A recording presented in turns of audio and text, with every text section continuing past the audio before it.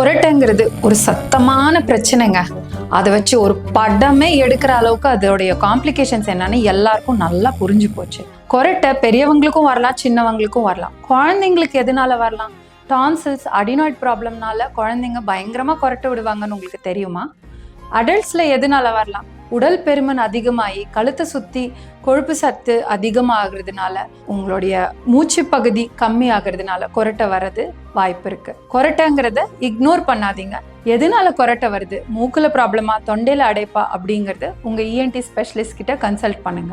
உங்களுக்கு கொரட்டை பிரச்சனை ரொம்ப படுத்துது அப்படின்னா உங்களுக்கு மட்டும் இல்லைங்க, உங்க பார்ட்னருக்கும் நிம்மதியை தேடி தரத்துக்கு ஸ்னோர்னு கமெண்ட் பண்ணுங்க. நான் உங்க doctor Meenakshi and my team will contact you. Thank you.